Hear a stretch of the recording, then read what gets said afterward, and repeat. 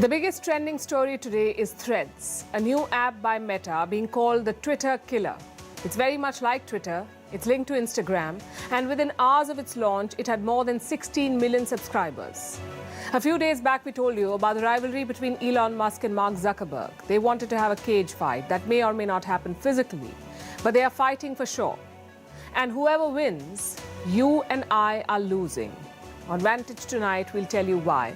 Also, India is the second biggest market for these social media companies, but India has no homegrown social media giant. What is stopping the Indian big tech? We'll discuss that. In Israel, Prime Minister Benjamin Netanyahu faces protests 27 weeks and counting. In Vietnam, the Barbie movie has been banned. It's being called Hollywood's capitulation to China. In Syria, Russia is attacking the Wagner group, but Assad is worried. We'll explain. And in Pakistan, the army won't have any drills or war games this year because they have no fuel. The headlines first. Is Sweden trying to placate Turkey? It has jailed a Turkish citizen over terror financing. He worked for the pro-Kurdish party PKK. Turkey calls it a terrorist organization and accuses Sweden of harboring terrorists. It has been blocking Stockholm's NATO bid for this. U.S. Treasury Secretary Janet Yellen is in Beijing. Her trip will focus on calming tensions between the world's two largest economies. Trade and chip war will dominate the agenda of Yellen's four-day China trip. The Nepal PM's India remark has stirred a hornet's nest. Prime Minister Prachand says an Indian businessman once tried to make him the premier of Nepal. Opposition parties say this is an insult to Nepal's independence and demand the Prime Minister's resignation. Donald Trump lashes out at the Bidens. The former U.S. president claims cocaine found at the White House was for Joe Biden and his son Hunter. Secret Service says they're investigating how the drug entered the White House. And Disney star Coco Lee is no more. The pop singer was suffering from depression for a few years now. The 48-year-old was rushed to hospital on Sunday after she tried to take her own life.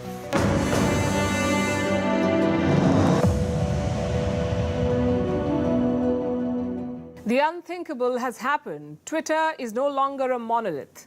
It has a new and exciting rival called Threads. Yes, we had plenty of social media platforms before, but there was only one Twitter. Today, that has changed. Threads is run by Mark Zuckerberg's Meta. It looks like this, sort of a cross between Instagram and Twitter. You need an Instagram account to log in, but the app itself is a standalone one. You'll find first post there. Check it out. And how's the app doing? Well, so far, so good. Zuckerberg was heavily involved in the first few hours after the launch. He says 10 million people have signed on. That was then. Since then, the numbers have increased. How does this stack up to Twitter? Well, they have close to 400 million active users. But don't forget, Twitter is almost 16 years old. And now to some important questions. What's the point of this app? Why have they launched it now? Should Elon Musk be worried? And more importantly, should you be worried? Let's deal with the first question first. What is the point of Threads? Well, Meta says this is an app for sharing with text. You want real-time updates? Come to Threads. Public conversations? Again, come to Threads. Now, this is very similar to what Twitter does. In fact, it's identical. But there are some differences in features. Like Twitter supports 10,000 characters, Threads only 500. Twitter Blue now supports 2-hour-long videos, and Threads just short 5-minute ones. Now to the second question. Why now? Why have they launched it now? Because Twitter is going through a really tough time. There are lawsuits and fines around the world, and there is Elon Musk. Not everyone is happy with his policies. This week, he decided to limit the number of tweets you can see. Unverified accounts can only see 600 posts per day. New accounts, just 300 tweets in a day. In other words, you cannot doom scroll forever.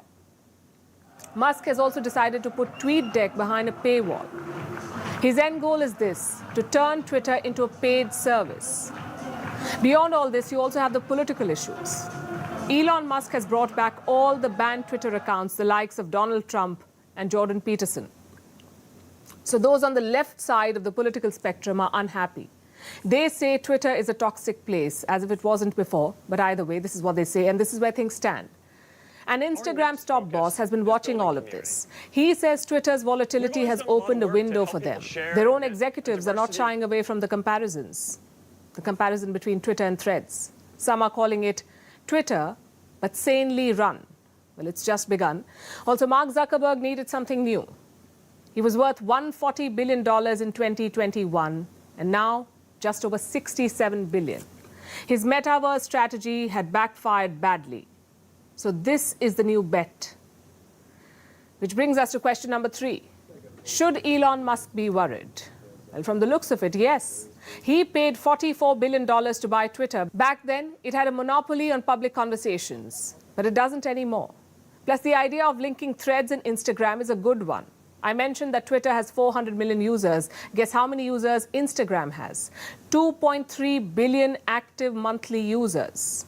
So Threads doesn't have to go around hunting for users. There is already a big pool available. Social media analysts say it could cross Twitter in the blink of an eye. I think Threads is going to pose a huge threat to Twitter because it's coming from the Meta and Instagram family of apps.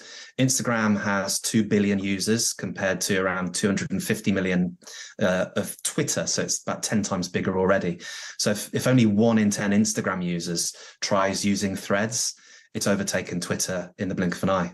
So Elon Musk has plenty of reasons to be wary. And this is clearly a personal battle. It's not just Threads versus Twitter, it's also Zuckerberg versus Musk. Both men agreed to fight inside a cage last month. That may not happen.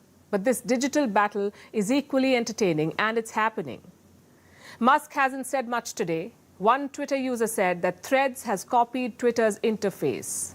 Musk posted a laughing smiley below that. But beyond that, nothing.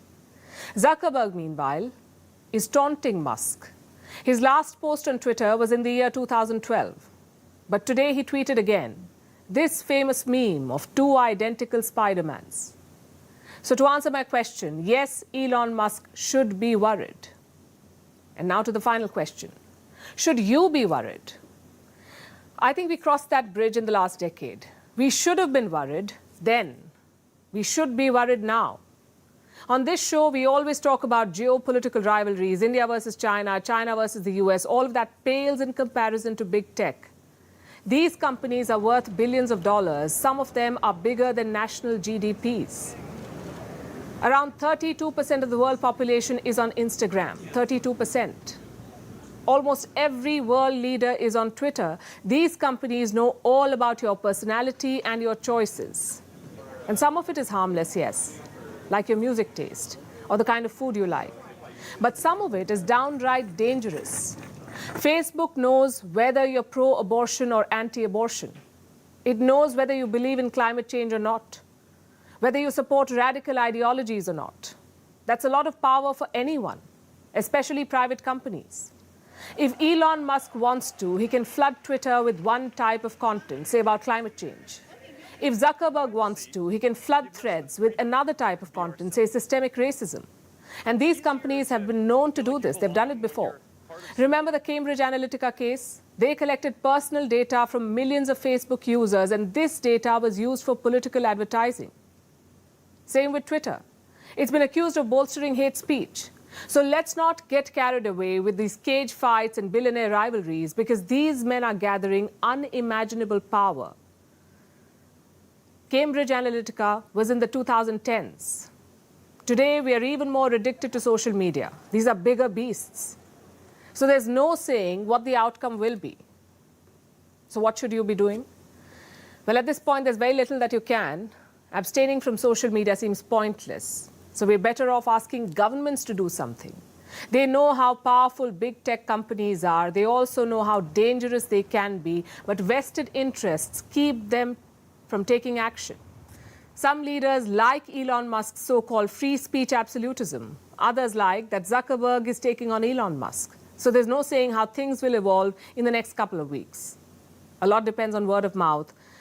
And if there are no glitches or setbacks, Threads could pose a big challenge to Twitter. So Elon Musk has some thinking to do. And we're not done with social media just yet. I have a list for you. These are the biggest social media platforms in the world. You can see which countries they belong to. The top 4 are American: Facebook, YouTube, Instagram, WhatsApp. Then comes WeChat and TikTok. Both of these are based in China. You also have Facebook Messenger, Snapchat, and Telegram. So these are all American or Chinese. Now let me show you another list. It shows the number of social media users in each country. China is at number 1. They have around 1 billion users. India is at number 2. We have close to 755 million users.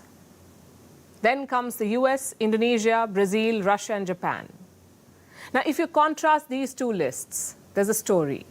The US and China have large numbers of social media users, so they also have a lot of homegrown social media platforms. But India doesn't. We are number 2 in market size, but not even a single Indian platform makes it to the top league. Why is that?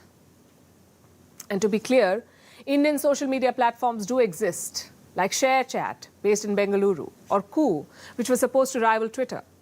But each of them has a different problem. Koo doesn't have enough users. They had around 9 million users in July 2022. But by January this year, it was down to 4 million. So it's losing traction. ShareChat is doing better on user count. They claim to have 180 million active monthly users, but they're not profitable. ShareChat is burning money. They fired 20% of their staff in January this year, so user count alone may not be enough. You need to check multiple boxes. The question is, why haven't Indian companies been able to do that? And we'll get to that question. But first, let's also look at India's social media landscape. Around 52% of the population in India has internet, 52%. Every month, there are 470 million active users. They spend around 2.6 hours on social media. They use around 8 social media platforms, so the potential is very much there. By the next decade, India will be the second largest market for social media advertising. China will be the first. That is the projection. Why then have Indian platforms not emerged or taken off? We can think of 4 major reasons. Number 1, we are a late entry into the market. The social media boom was in the late 2000s. India completely missed that bus.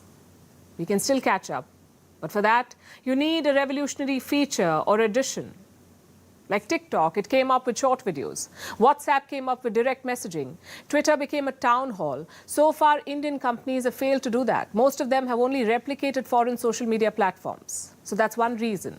Number 2 is the brain drain. Don't think that Indians are not building social media companies. They are. But Indians are doing so in the Silicon Valley. Indian entrepreneurship is still work in progress. You can't have top talent working mostly for foreign companies. You need them to stay back and to innovate in India. Reason number 3, the need for massive capital infusement. We're talking about a very busy space here. You're taking on the likes of Google, Facebook, Twitter. Is it possible? Yes, it is. But you will need hundreds of millions of dollars. Who will take that bet in such gloomy markets? Plus, big tech is like the ocean. The big fish eat the smaller ones. Think back to WhatsApp and Instagram. When they became a threat, Facebook just went ahead and bought them. We can't rule out similar things in India. We talked about ShareChat. Google has already invested some $300 million in that company. So money is the third reason. Reason number 4, India's language barriers. American social media platforms use English. Chinese social media platforms use Mandarin. What language will Indian ones use? There is no exact data on English speakers in this country. But in 2012, a report said 10% of the population in India knows English, speaks English. Now, ideally, there would be an app that transcends language, maybe using AI or translators. No one in India developed such a platform. Guess who did? WhatsApp. You can now use WhatsApp in multiple Indian languages. And these are just 4 of the major reasons. I'm sure there are many more, smaller ones. In 2020, Indian tech firms had the perfect opportunity to go big. TikTok and other Chinese apps had been banned. Everyone was looking for an alternative, but none came. So Instagram took over the market. Right now, it's probably too late. Even if you innovate, there is no guarantee of success. If you do something different, Facebook can do it. In fact, they can do it better. This Threads platform is the best example of that. If something as established as Twitter can be challenged, what hope do new platforms have? Having said that, it's important to keep trying. We are in the middle of a very crucial decade. We don't know how things will pan out. So here's hoping there will soon be an Indian Twitter or Threads. Now to West Asia, where Israel is in the grip of its worst domestic crisis. People are out on the streets by the thousands. It's the 27th week of protests. There is growing anger, and it's against Benjamin Netanyahu, Israel's longest-serving prime minister. Netanyahu wants to change the way the judiciary works. So he introduced judicial reforms. And that's what led to the protests in the first place. They started at the beginning of this year. Now we are in the month of July, nearly halfway through, and the protests in Israel are still on. Today they had a high-profile addition. The police chief of Tel Aviv has resigned. Unfortunately, for the first time in 3 decades of service, I encountered an absurd reality in which ensuring calm and order was not what was required of me, but precisely the opposite. And why did he quit? Because of government meddling. He did not name anyone, but he said they wanted him to use excessive force against protesters, and that's something that he refused to do.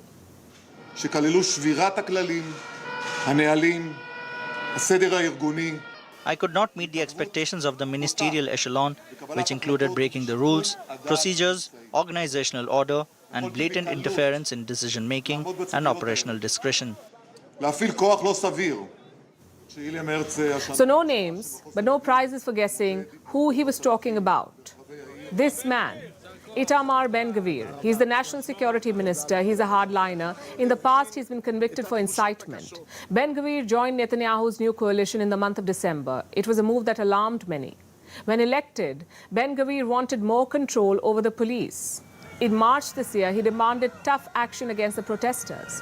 And now the police chief has resigned. Thousands took to the streets. They lit fires on a Tel Aviv highway. I'm here today because I'm an Israeli who cares about democracy. I know that if the government decided to fire the head police officer of Tel Aviv only because he decided that it's legal to protest, I think this is one step further for Israel to be a non-democratic state. Today is a special night because apparently the Minister of National Security, Homeland Security, whatever, fired the Chief of Tel Aviv Police for refusing to make sure that after every demonstration, the local main hospital is full of injured demonstrators. He refused to do that and got fired over the phone. So what are these people angry about? Judicial reforms. Netanyahu thinks the courts in Israel are too powerful, so he wants to curb their powers. But critics say he's only trying to weaken the judiciary. And this is what the plan is. The parliament would be able to overturn court decisions. All you need is a simple majority in the Knesset. That's the Israeli parliament. And you can overturn a court order with a majority. Plus, the government will have a say in the appointment of judges. Why is that problematic? The government does appoint judges in other countries, like in the US. You see, Prime Minister Netanyahu faces court cases. He's on trial for corruption. And so this so-called reform could help him personally. The government can potentially manipulate the judicial system in Israel, which is why the people are upset. They're calling it an assault on democracy. So for the last 27 weeks, they've been protesting. The government remained adamant for a long time, but last week, it offered a concession. Netanyahu dropped a key part of his plan. The part that said that the parliament can overturn court decisions, that has been removed. But it doesn't really help him. In fact, it puts him in an even more precarious position. And I'll explain why. Netanyahu won the last election, but he did not win a simple majority. Fun fact, no party in Israel has won a simple majority ever. They've always had a coalition government. But this one is a particularly messy coalition. Netanyahu is a right-wing leader. He had to rely on what's called the far right to get the numbers. They joined on one condition: implement judicial reform, reign in the courts. That's what they wanted. So that's what he tried to do. Now he's backtracking and they're angry. They think the prime minister is surrendering to the protesters. So the allies are upset. At the same time, the people are also upset. They want the entire reform chucked out. Benjamin Netanyahu is caught between a rock and a hard place. He can't ditch the far right. They're the ones holding his government together. Any more missteps and the House of Cards will collapse. It could trigger Israel's 6th election in 4 years. On the other hand, he can't stop the protests.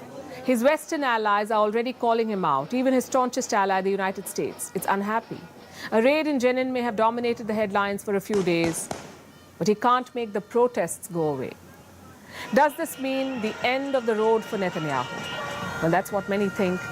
But remember, he's been Prime Minister for a long time. He's a shrewd politician, the proverbial cat with 9 lives. He's made comebacks before. The road ahead for him winds uphill, but it's definitely not the end yet. Vantage continues after a short break.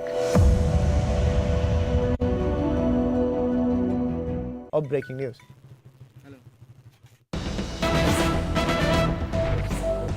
And West Bengal Governor Nanda Bose takes aim at Chief Minister Mamata Banerjee. He blames the State Election Commission for the killings that have taken place in the run-up to the Panchayat elections. Let's listen in.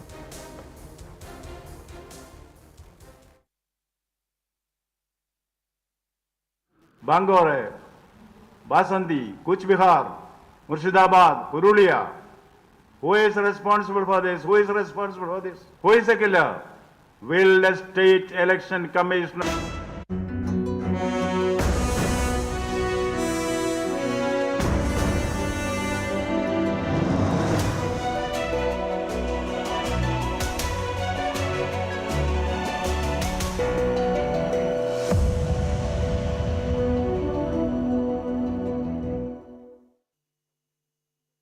The new Barbie movie is about to release. You can see it on the 21st of July, except if you're living in Vietnam or the Philippines.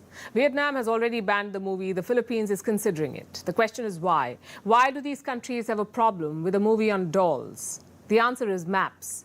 Barbie has one scene which depicts a controversial map. It shows the contested South China Sea as part of China. We've told you about the history of this water body. China claims around 90% of it. But an international court has rubbished their claim. Other countries have laid claim to the South China Sea, countries like Vietnam, the Philippines and Malaysia. It's a very sensitive issue for these countries. Now, in the last decade, China has increased military patrols in the region. They're also building artificial islands. Simply put, it's a political tinderbox. But Barbie has decided to light a matchstick. Their controversial map has led to a ban in Vietnam, and reports say the Philippines could do the same. And what are the movie producers saying? Well, Barbie is produced by Warner Brothers. So far, they've been silent, like the doll. And banning things we know is a touchy subject. Many say it's actually counterproductive. But in this case, there is a larger story, a story about how Hollywood has surrendered to China. And the reason is quite simple. It's money. In 2020, China became the largest box office in the world. They took over North America. China's total revenue was $3 billion. North America's was $2 billion. And this did not happen overnight. It was a gradual rise that happened over 2 decades. So Hollywood was in a tight spot. For starters, their budgets kept going up. People are not keen on low-budget movies nowadays. They want to see big stars and big action. But high-budget movies also have a downside. You have to earn a lot more to make enough profits. Meaning, you can't just rely on the North American box office. You must be a blockbuster in China too. Just one problem though. Chinese censors are brutal. You can't show anything on Xinjiang or Uyghurs. Nothing on Tibet or Hong Kong. Nothing on homosexuality or LGBTQ either. And Hollywood played along. In fact, I have some examples for you. In 2016, the first Doctor Strange movie came out. It was based on the Marvel comics. Now, the comics showed the main character having a Tibetan mentor. But in the movie, it was a Celtic mentor. No prizes for guessing why. The movie made around 20% of its money from China. So job done. Another example is World War Z starring Brad Pitt. It's a zombie movie. The first cut showed China as the source of the outbreak. The last cut doesn't mention a source at all. Red Dawn was released in the year 2012. It shows an invasion into the United States. The shooting was done with Chinese flags. But in post-production, they became North Korean. That's the magic of computers and fear. Iron Man 3 also appeased Chinese censors. The movie's villain was called the Mandarin. He was supposed to be of Chinese ethnic origin, but in the movie, it's played by a white actor. These are not some random movies from obscure production houses. These are the biggest franchisees out there. Fast and Furious is another example. One of their movies cast wrestler John Cena as the villain. During the promotions, he called Taiwan a country. But days later, he issued a public apology, and that too in Mandarin language. I could give you more examples, but you get the point. Fear is driving Hollywood, the fear of losing the Chinese market. And do you know what's worse? This is self-imposed censorship. It's normal for countries to demand changes to foreign films. It happens all the time. Even India has sought such changes. But in China's case, the censors don't even have to ask. Most of these changes are made voluntarily by movie houses. It tells you what the equation is. The Americans love to call Hollywood their soft power export. And yes, the industry is unrivaled. But the Hollywood of today is not the Hollywood of the last century. It is not serving American interests. It is serving Chinese interests. Some of you may ask, why is that a problem? After all, is it not about making money? Well, yes, it is. But then you must be consistent. You talk about LGBTQ rights and representation at the Oscars, but in China, you remove all such references. That's what Hollywood is doing now. In 2019, a movie called Bohemian Rhapsody was released. It was Freddie Mercury's biopic. In the Chinese release, there is no mention of his sexuality. How about that for activism? And with Barbie, it's a double blow. Both the doll and the industry are supposed to be American flagships. But one is now made in China, and the other is made for China.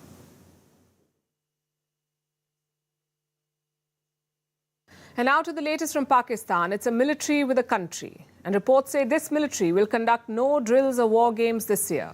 Not because they've suddenly had a change of heart, not because the force has become peaceful, but because they don't have a tank full. Pakistan is running short of fuel, so apparently their army had to cancel all drills till the end of this year. This is according to some military intelligence reports that have come out, and it's a reflection of the dire straits that Pakistan is in. They've just managed to get an IMF bailout, but it's hardly the end of their troubles. Here's a report. An army needs to be ready to defend the nation, and that readiness comes from training, which is why militaries across the world hold drills, to keep soldiers alert and ready to handle any situation. But what happens when military readiness will cause more harm than good? When drills could end up bankrupting a nation? Case in point, Pakistan. It's running out of oil, so it has decided to not hold any military drills till the end of this year. This is according to a report from the Eurasian Times. It says Pakistan is trying to save fuel. And it makes sense. What kind of mileage can you expect from tanks and armored vehicles? Experts say one Pakistani T-80 tank consumes 2 liters per kilometer. And in military drills, dozens of tanks and other heavy vehicles conduct battlefield maneuvers. Obviously, crisis-hit Pakistan cannot afford that. Because remember, fuel imports are a huge part of Pakistan's economic crisis. The value of its currency has been falling for months now. The Pakistani rupee is going for almost 280 to the dollar right now. A year ago, it was about 210 to the dollar. So, as the currency tanks, imports become more expensive, and they keep draining Pakistan's foreign exchange reserves. To avoid a Sri Lanka-like situation where people waited hours in line for petrol and diesel, Pakistan needs to allocate its fuel wisely. It cannot afford to buy enough fuel for all the needs.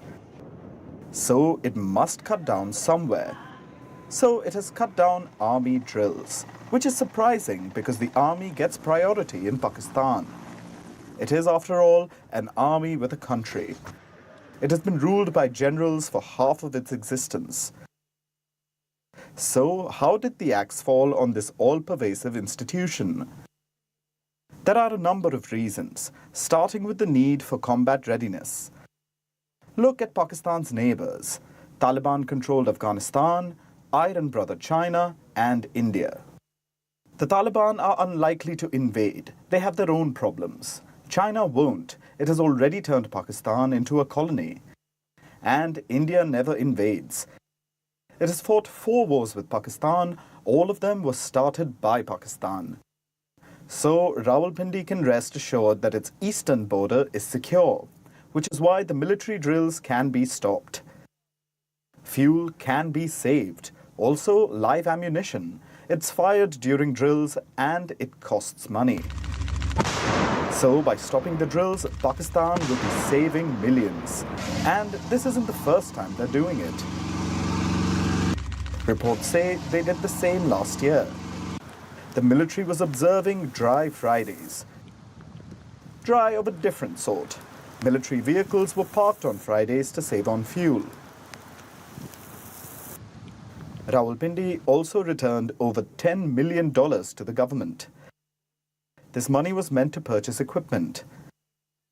They also let the government slash the defense budget by about a fifth last year. That sounds impressive until you see that even after the cut, the military got about 16% of the entire budget.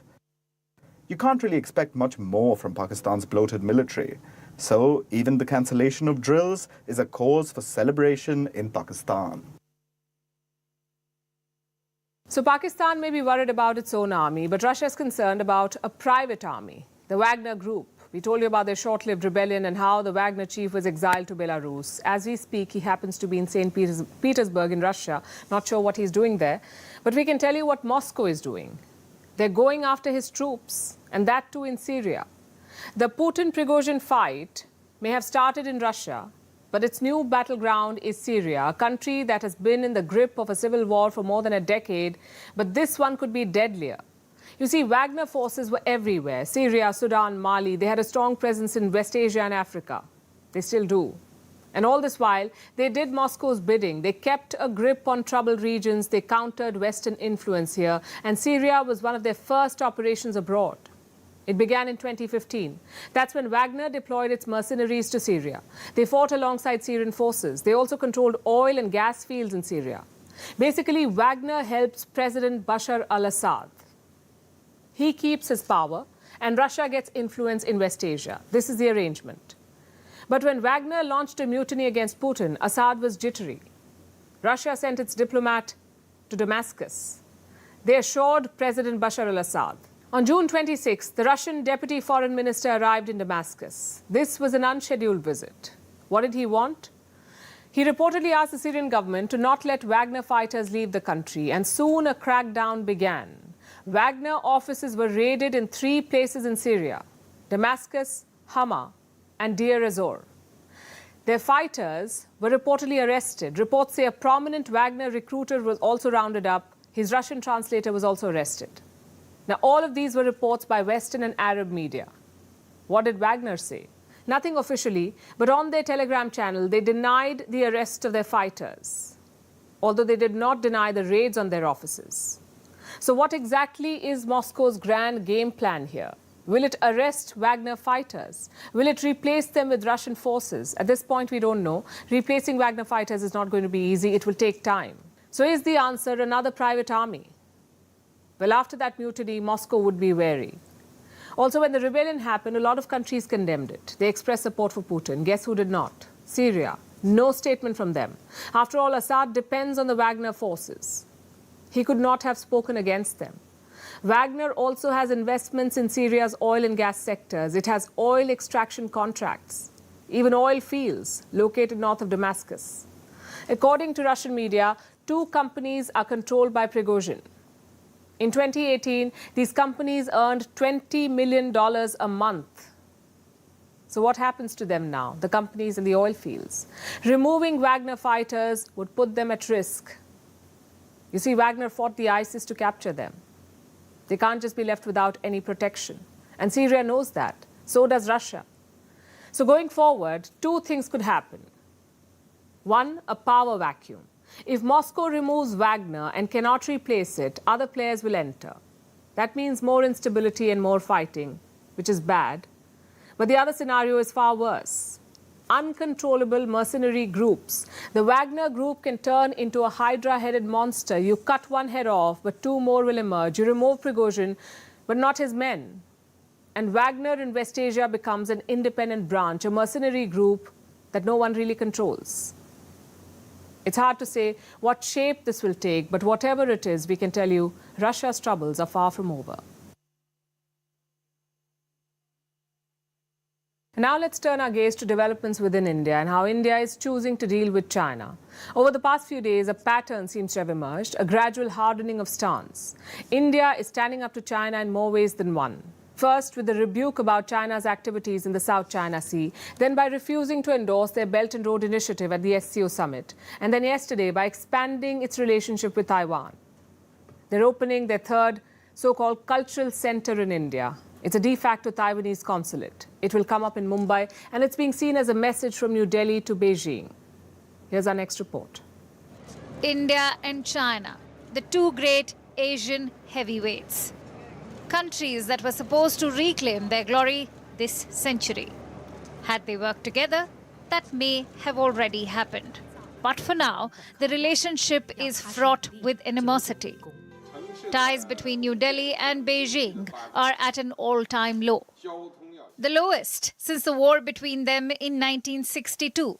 And it started with border flare-ups in 2017 and then again in 2020. China is trying to invade Indian territory. India is still trying to negotiate a complete disengagement. But it's also done playing nice and taken a harder stance in recent weeks. First, there was the criticism of China's bullying tendencies in the South China Sea, which makes sense. India itself is dealing with China's disregard for borders. Then came the cold shoulder to China's Belt and Road Initiative, which again directly affects India. The BRI passes through Pakistan-occupied Kashmir. It's an affront to India's territorial integrity. So, of course, India was never going to endorse the project. But now, it seems India is taking it a step further and using Taiwan as the battleground. China claims Taiwan as its own territory. Although it's a self-governed island with its own army, China has threatened to use force to bring it to heel. It keeps saber-rattling near the island. It keeps denouncing the US for selling arms to Taiwan. It's very clear that Taiwan is Beijing's red line, and India seems to be testing that. This is the statement Taiwan's foreign ministry released yesterday. It says that Taiwan will open another Taipei Economic and Cultural Center in India. The third such center in India. It will be in Mumbai, India's financial hub. But why is this significant? Because the Taipei Economic and Cultural Centers are effectively Taiwanese consulates. They operate as de facto missions. Let's break it down. Most of the world does not officially recognize Taiwan as an independent nation. Neither does India. But they maintain unofficial ties with the island. India does it through these cultural centers. They perform most of the duties of a diplomatic mission. India has two such centers. The first one opened in the capital, New Delhi, in 1995. The second was set up in the southern city of Chennai in 2012. And these have been very beneficial for India-Taiwan ties, business ties in particular. The Chennai Center has helped Taiwanese business invest in India's southern states. Taipei says 60% of Taiwanese businesses in India are based in the country's south. This includes Foxconn's iPhone manufacturing plant in Chennai. With the new cultural center in Mumbai, India's western and central states are expected to benefit. But let us be clear, this is just the icing. The cake is still a third Taiwanese center coming to India because that sends a signal to China. It says that India is willing to defy the dragon and that if Beijing doesn't play ball on border issues, New Delhi can find other partners. After diplomatic ties, let's discuss interpersonal ones. I'm talking about dating. It's not for the faint of heart. On paper, it seems easier than ever. You have social media, texting, video calls, plus an abundance of dating apps. Users bounce between Bumble, Hinge, OkCupid and Tinder, pile up matches, message back and forth. They want to find love at first swipe. But more often than not, it doesn't work out. So enter real-life Cupids. They call themselves dating coaches, and they've become quite a phenomenon, a global phenomenon. Our next story is about one such coach. His name is Chai Pak Yin. He's based in Hong Kong. He teaches men how to flirt and seduce women. But now he's been sentenced to community service. He's been found guilty of overcharging his clients, something to the tune of $69,000. Not a story with a happy ending. But this is the worst case scenario. In most cases, these dating coaches are like any other life coach. They have expertise in the playing field of love. Their courses include personality training sessions, outfit makeovers, and group retreats. And we're told they also give you homework. They modify their programs with changing times. If there's a boom in dating apps, they'll train you how to create an attractive profile online. If there's a pandemic, they'll guide you over video, chat, and text. Different tools, but one goal: helping you navigate the long, winding, thorny road to true love. It is a lot of work, and it comes at a cost. Anywhere between $20,000 and $8,000 a month. It is a vast range, yes. It depends on where you are and what is the scope of your program. And this industry is booming. Worldwide, it is now worth $13 billion. And it's growing every year. Dating coaches are also earning millions of views on YouTube. They're releasing books. They're hosting conferences. Turns out more and more people want a love coach. The question is why? Experts say there are two big factors. The first is that colleges have a guy problem.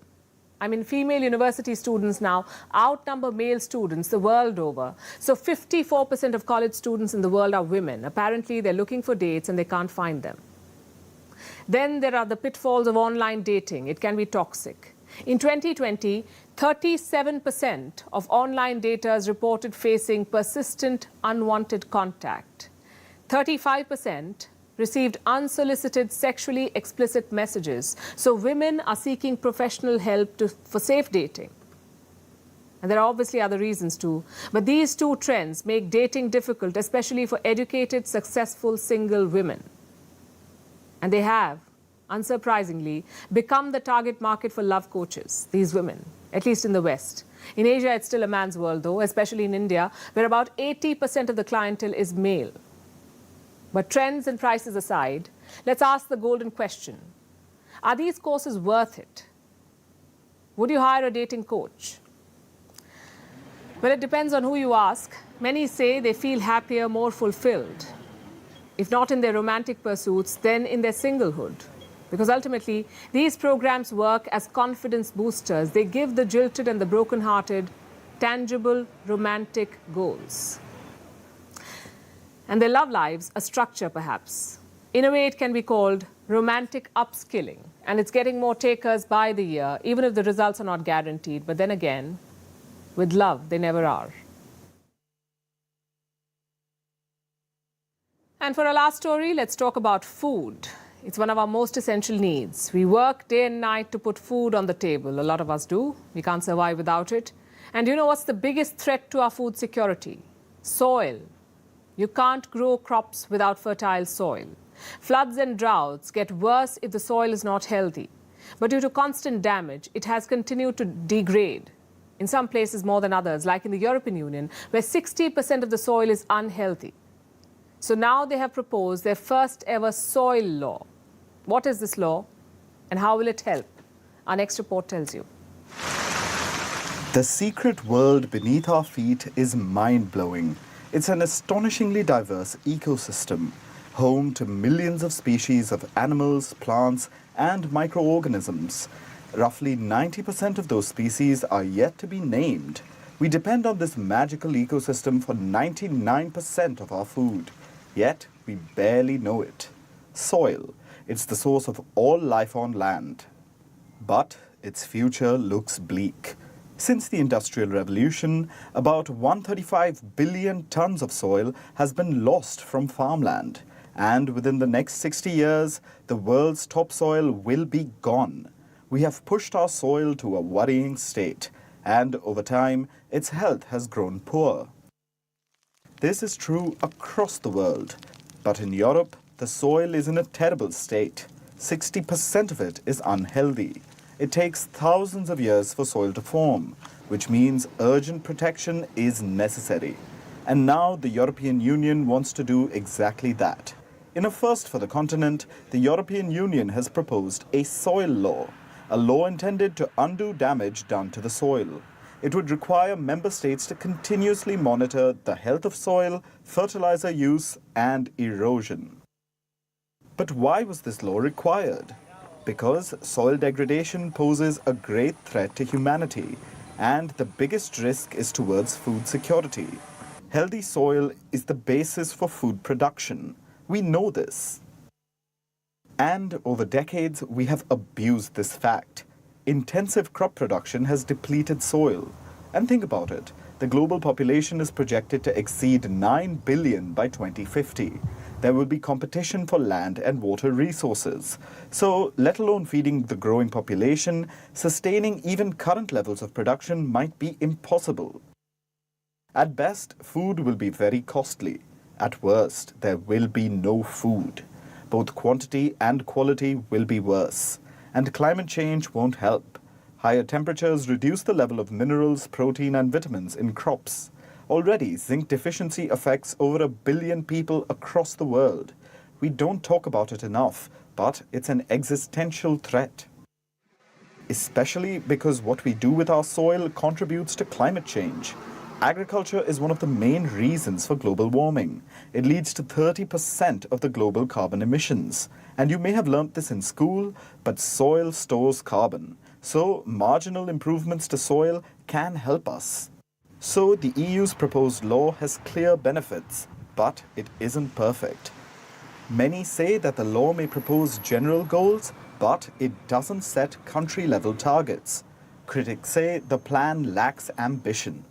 And this may be true, but during these rocky times, maybe a weak soil law is better than no law. And now it's time for Vantage Charts, images that tell the story. An exciting day at a US theme park in Wisconsin turned sour. A roller coaster ride malfunctioned. 8 passengers were suspended upside down for hours. And speaking of amusement parks, a popular roller coaster in North Carolina was closed after a viral video showed its support pillar with a crack. An upcoming venue in Las Vegas called Sphere was put on trial. It is being hailed as the world's largest spherical structure. Spain kicked off the historical Bull Run Festival of San Fermin with thousands of attendees. And finally, what makes the 6th of July significant? We're taking you back in history to the year 1942 when 13-year-old Anne Frank went into hiding in Amsterdam to escape the Nazis. Today, she's world-renowned for writing the Diary of Anne Frank. We're leaving you with these images. Thanks for watching.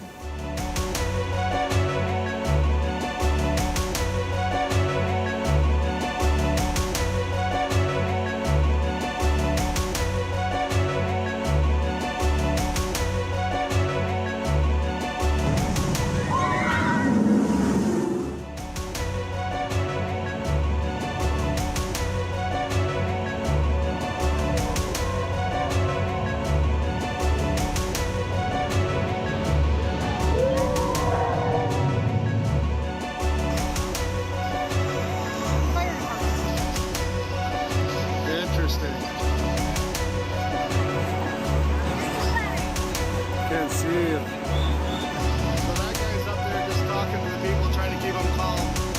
Little steel thing. That's kind of like a safety switch. Let's stop. Make sure he's okay.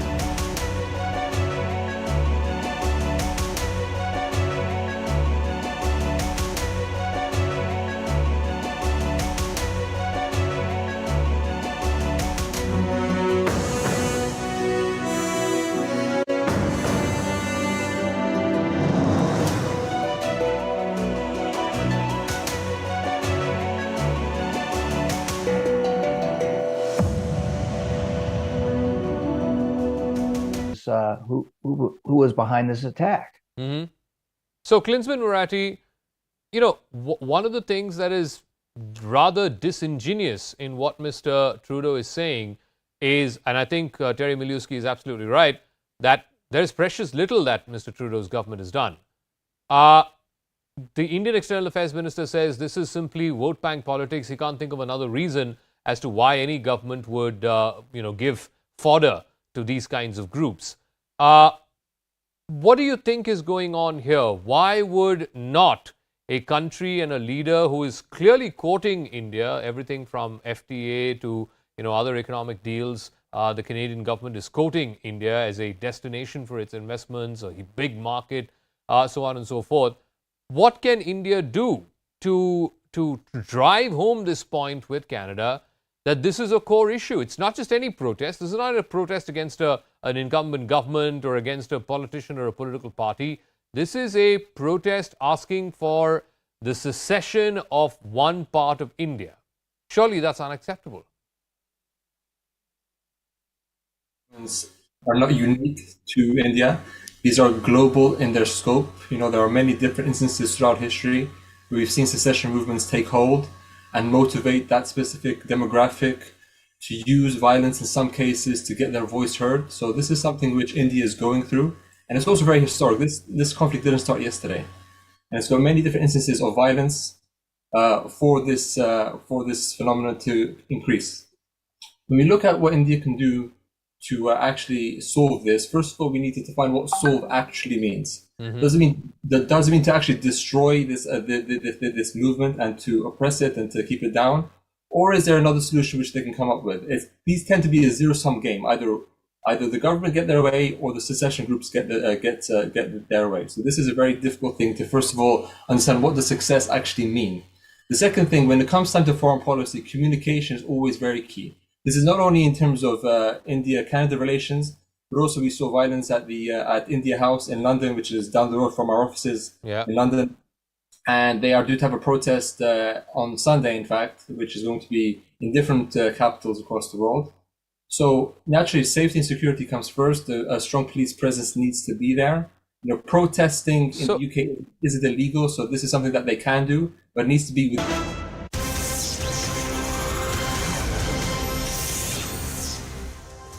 A very warm welcome. You're watching Breaking on News 18. I'm Akanksha Swaroop. We bring you some breaking inputs as far as the Congress party is concerned.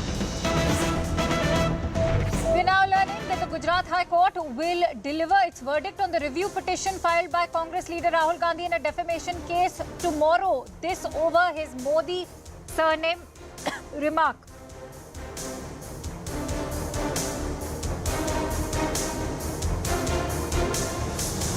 Is the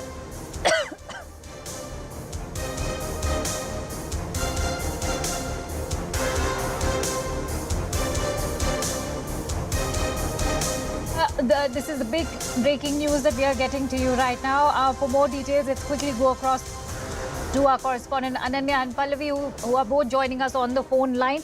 But in the meantime, important to give you a brief in terms of what to expect from the verdict. There are only two possibilities.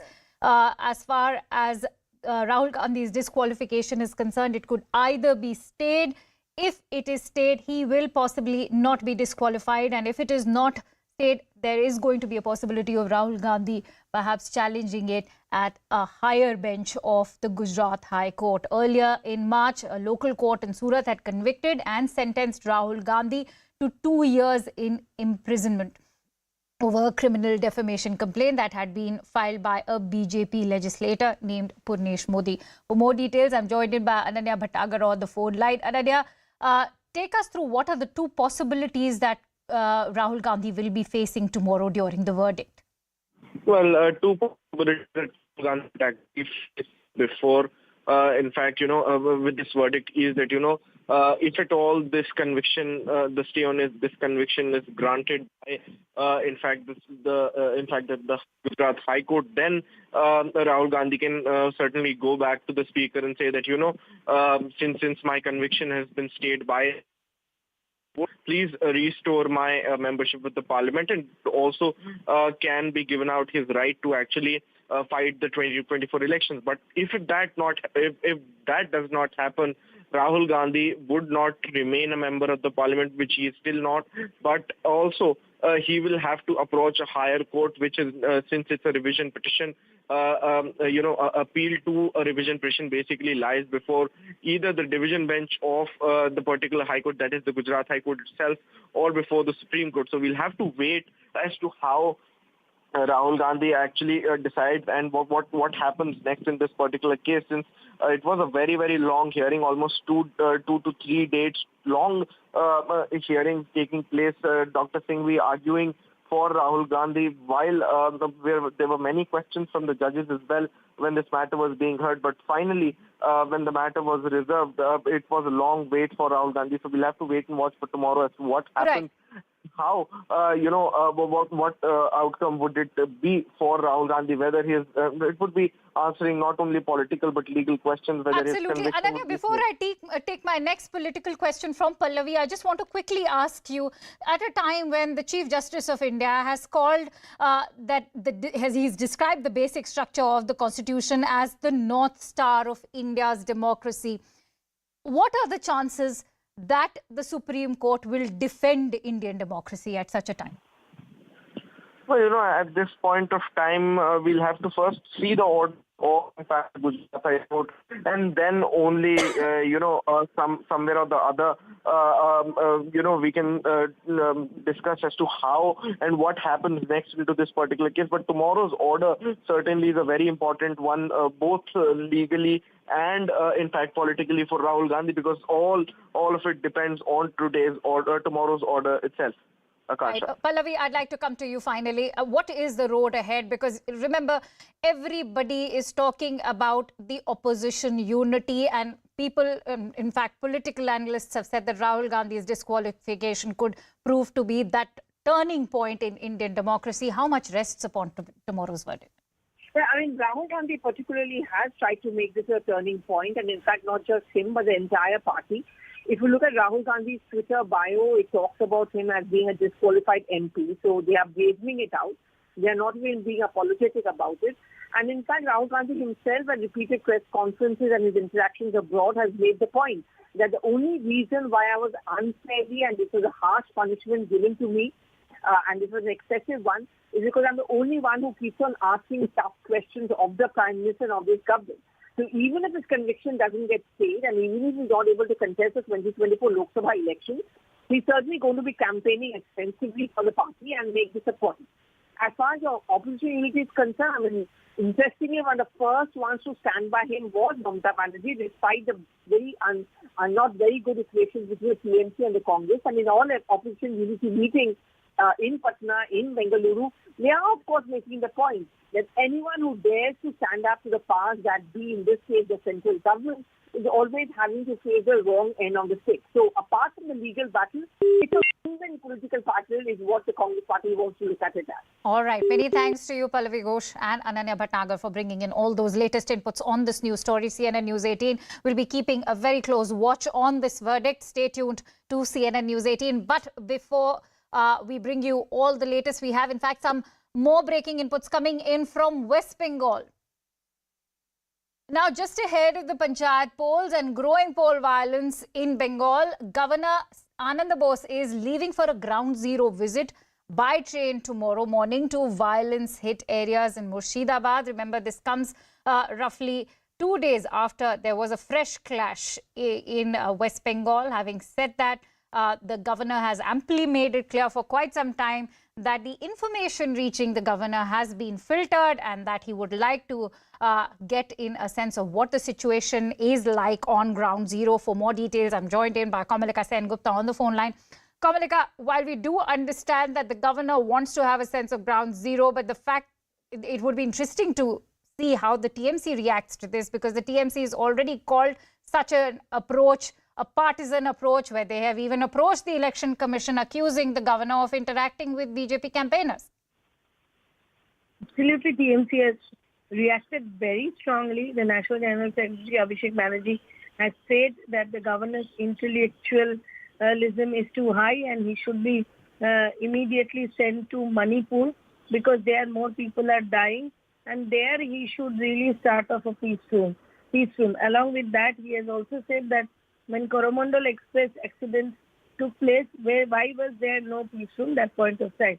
So this war of words is going on. But, there is another big breaking news now coming in, is that with 24 hours to go for the Panchayat polls, there is again a still big confusion with the deployment of forces. Now, according to the court order, 822 company is supposed to after the entire election, central forces. Till now, 658 companies have come. So, in this 658 company means 52,000 people. 61,000 is the number of booths. According to High Court, central and state forces should be 50-50, and each booth should have armed police. But in this number, with 52,000 central force persons, then it's not possible to guard 61,000 with even one, central force. Now, again, what we are getting is now the coordinator of the forces have written letter to MHA to reconsider the entire sending of forces.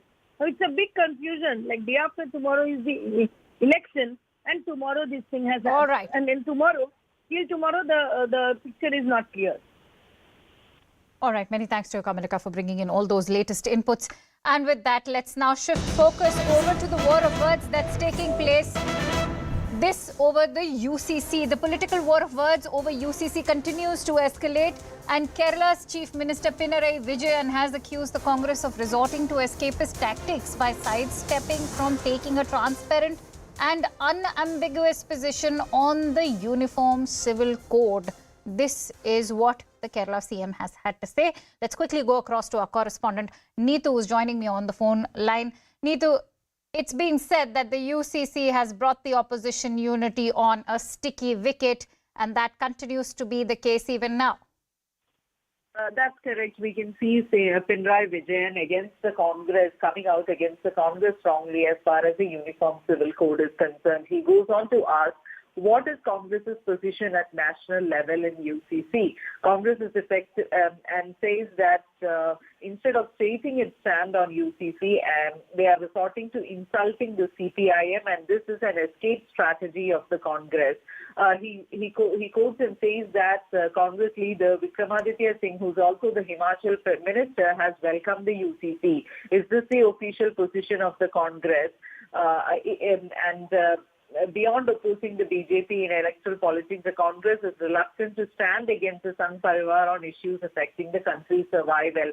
He also said that the Congress is effectively supporting the anti-democratic ordinance brought by the centre to overturn the Supreme Court verdict in favour of the Delhi state government, and says that the national leadership of Congress is also unwilling to support the Aam Aadmi government in Delhi, and Congress has followed the same deceptive stand on the subject of Uniform Civil Code also. What we also need to understand is that in the state between the Congress and the CPM also there has been war of words, because the Congress have been accusing the CPM of trying to take a political mileage out of this, try to convert this as an issue between the Muslims and others, saying that UCC only affects the Muslim community, whereas the Congress saying that it affects everyone. And they were blaming the CPM on this and asking questions on the CPM, that their stalwart leader, their former chief minister, the first chief minister, EMS, had a different stand on this, and whether the CPM have changed their stance now. All right. Many thanks to you, Neetu Regukumar, for bringing in all those latest inputs. And with that, let's now bring you the latest from Maharashtra. As the cracks in NCP continue to widen, senior party leader of the NCP, Chhagan Bhujbal, has said that the command of the party is in the hands of Ajit Pawar. He also said that the scope of two factions coming together is not possible at this juncture. For more details, let's quickly go across to Mayuresh, who's joining me on the phone line. But before that, let's also play out this important conversation with Chhagan Bhujbal. आज की development है कि आज national executive Sharad Pawar ने दिल्ली में बुलाई थी। उसमें ये पहले निर्णय लिया गया कि और नेशनल ऑफिस बेरर जो है, जिसमें कोहली हो या फिर प्रफुल्ल पटेल जी हो या फिर सुनील तटकरे हो, जिनको उन्होंने अपॉइंट किया था, उनको पहले एक्सपेल किया। लेकिन बाद में खबर ये आई कि आप सभी लोग जो 9 लोग हैं जिन्होंने शपथ ली, उन सबको पार्टी से एक्सपेल किया गया। इसको आप कैसे देखते हैं? पार्टी का कंट्रोल फिलहाल किसके पास है? फिलहाल पार्टी का कंट्रोल किसके पास है? जो मेरी समझदारी है कि इस बार तो पार्टी का कंट्रोल अजित पवार के पास है, क्योंकि ज़्यादा से ज़्यादा विधायक सारे लोग अजित पवार के साथ हैं। जिस ढंग से ये जो है ये लड़ाइयाँ रंग ला रही है, मैं नहीं समझता हूँ कि ऐसा कुछ हो सकेगा, वापस जल्दी वो एक हो सकेगा। Remember, Chhagan Bhujbal has been one of those senior leaders from the NCP who have, in fact, earlier as well claimed the support of more than 40 MLAs as the rival factions were seeking control over this party. Addressing a meeting even yesterday called by Maharashtra's Deputy CM Ajit Pawar, this is what Bhujbal had even informed the reporters, that more than 40 MLAs and MLCs are with us. And when a senior leader like Chhagan Bhujbal bestows trust in a leader like Ajit Pawar, speaks volumes of the status of power control within the NCP. And with that, let's now shift focus over to Jharkhand. The ancient Rajmahal hills of Jharkhand is where the Santhal tribe settled in the 18th century. The brave Santhals rebelled against the Britishers in 1855, 2 years before the revolt of 1857. Since then, the tribe followed the rules that they would not sell their land to non-tribals. But today, the brave Santhals are neglected and their existence is in danger. Recent demographic change. And take a look at this report by my colleague Saurabh for more. Behind me is the Rajmahal Hills of Santhal region in Jharkhand, where the Santhal tribe had settled in 18th century. They were brought by Britishers for agricultural purposes. But the very Santhals fought with the Britishers and Zamindars against the atrocities of Zamindari system. It was fought in 1855, 2 years before the revolt of 1857. Since then, the Santhals had decided that they would not sell their land to any non-tribal. But the existence of the brave Santhals is in danger now. Reason? Demographic change.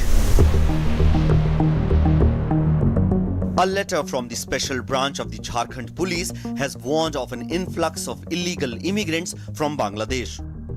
The letter, accessed by CNN News 18, warns that these illegals are being given shelters and madrasas in the tribal Santhal Pargana region. Fake documents created and their names added to the electoral rolls. CNN News 18 travelled across the Santhal Pargana region of Jharkhand from Sahibganj, Pakur, Dumka to Deoghar. 90 के दशक से लगभग इस क्षेत्र में लगातार बांग्लादेशी घुसपैठ हो रहा है और बांग्लादेशी घुसपैठ का आप अंदाजा इस तरह से लगा सकते हैं कि राजमहल प्रखंड, उधवा प्रखंड, बढ़रवा प्रखंड, पाकुड़ सदर प्रखंड, इन क्षेत्रों में जो पंचायतों का विभाजन हुआ है और नए पंचायत बने हैं, तो उसमें से अधिकांश पंचायत वही बने हैं जो मुस्लिम जनसंख्या से अधिक थे और इसके माध्यम से बड़े पैमाने पर एक नियोजित साजिश के तहत इस इलाके में घुसपैठ हो रही है. The claim on illegal influx seems to be substantiated by the census figures. Between 2001 and 2011, there has been an overall increase of 14% in Muslim population in the state. In the same time period, the Santhal population grew at 14.2%. These are the things which are coming in the reports. We have not yet received any report from the government as it. But once we receive it, we have already given the direction that wherever any illegal kind of activities that comes to the notice of the local administration, whatever the legal steps has to be taken, it will be taken by us.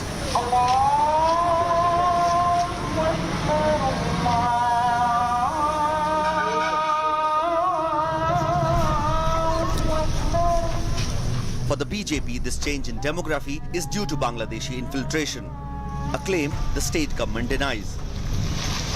Government appears to be playing down the issue, blaming the BJP for fear-mongering. Pakur जिला जब 2000 में झारखंड और बिहार बना तो केवल 35% Muslim population. आज पाकुड़ का यदि आप सेंसस निकाल लीजिए, अभी 2021-22 का जो भी जनगणना होगा, आपको आश्चर्य होगा कि वो कम से कम 62-63% आदिवासी लड़कियों को जबरदस्ती धर्मांतरण करके या शादी के माध्यम से जो बांग्लादेशी घुसपैठिए हैं वो जमीन भी हड़प रहे हैं, वो उनके साथ शादी भी कर रहे हैं, उनका धर्म परिवर्तन भी करा रहे हैं. भारतीय जनता पार्टी के पास इशू कुछ नहीं जनता के, और ये बात आज से नहीं वर्षों से हम लोग को सुनने के लिए मिलता आ रहा है. हमारा कहना है कि बॉर्डर सिक्योरिटी फोर्स कितनी है, बॉर्डर सिक्योरिटी फोर्स कमजोर है, मॉनिटरिंग कम है. इनके जिम्मेदार कौन है, इनको रखने वाला कौन है, उनको देखने वाला कौन है? केंद्र सरकार है. तो केंद्र सरकार की विफलता मेरे सर पर मढ़ाने से तो कुछ नहीं.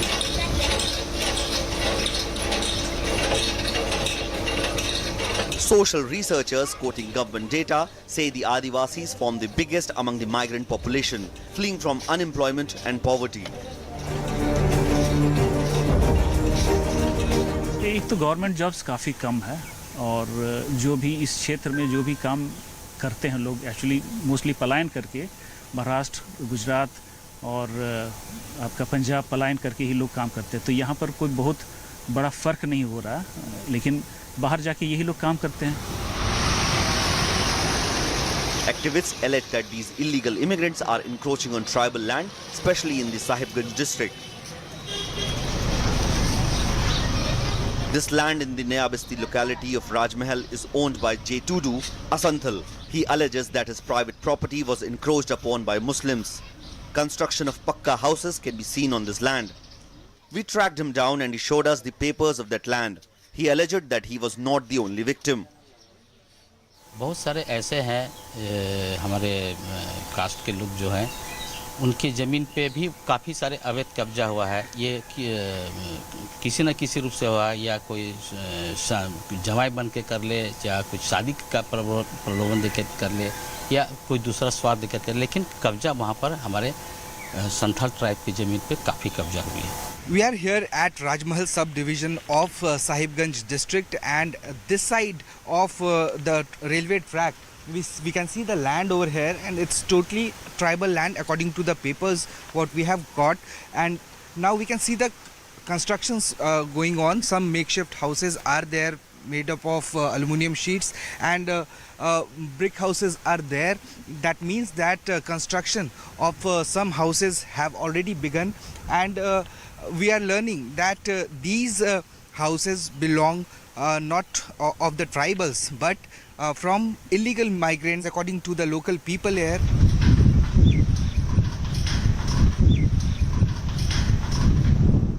It's not just tribal land. This mosque is being constructed in the ecologically sensitive zone of Sahibganj, Udva block. Just in the range of 200 meters we have seen that there are around 5 mosques, and this mosque is under construction as we see.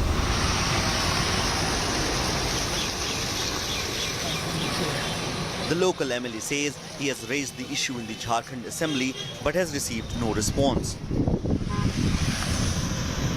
CNN News 18 too reached out to the local administration for comment, but answers were not forthcoming. मैंने विधानसभा में इस बात को उठाया था कि आप पता करिए कि वहाँ धार्मिक स्थल कैसे बन रहा है, लेकिन सरकार गोल मटोल जवाब दे करके अपना इतिश्री समझ ले रही है। तो कहीं न कहीं ये तुष्टीकरण की राजनीति कारण इस प्रकार का खेल चल रहा है। We have traveled more than 2500 kilometers and covered 4 districts and international border as well to bring you this report. There are several cases of Bangladeshi infiltration. The Ranchi High Court has taken cognizance of the PIL filed, and the special branch has asked the police captains to submit a report. The issue is the internal security of the state. The issue is the survival of the tribes in the state. The issue is whether the government is playing appeasement politics. The outcome will be the action taken by the state. With camera person Shahboob Alam, this is Saurav reporting from Santhal Pargana for CNN News 18. Now, the Jammu and Kashmir administration has set up a high-tech integrated command control center for the first time to track surveillance of Yatra routes. The center has set up 17 pan-tilt zone cameras along vulnerable routes to give real-time input as well. 20 teams have been set up which will analyze the routes and provide real-time inputs. 60 officers will be on standby to take swift action in case of any eventuality. And CNN News 18's Eshan Vani brings us this exclusive ground report from Pahalgam. Right now, I'm standing inside the integrated command and control system, which has been which is ensuring actually the monitoring of Amarnath Yatra, its safety, security aspect. You can see different multiple PTZ cameras, around 17, have been installed at the vulnerable spots, which are constantly being monitored from this center. Now, this is a lifeline of the entire Amarnath route and the Yatra, because there are several sensitive locations through which the Amarnath Yatra passes. And if my VJ can also come here and show you that another monitor which has been put here, this carries the data of all the people who are involved in this yatra. Now, this starts from pony owners to district administration to different departments who are working. The details, everything about them is mentioned here. Their phone numbers. So, with a single click from this particular center, there will be data to the people who are operating from here. Now, what it will do is that in case of any emergency, there will be contacts and numbers will be dialed from this particular place, and there will be a data mechanism is being ensured so that they could really send out signals in case of any eventuality. Last year we saw flash floods, so cameras are being placed around those particular areas to ensure that if there is a situation like that, they're able to tackle it. And you can see on your screens that up there are these CCTV cameras monitoring. They're able to provide anything that is needed. And interestingly, the RFIDs which were placed there to make sure that they are able to locate people as and when they pass through the RFID detectors. That is also being done through that screen. Once a yatri passes through that RFID location, his data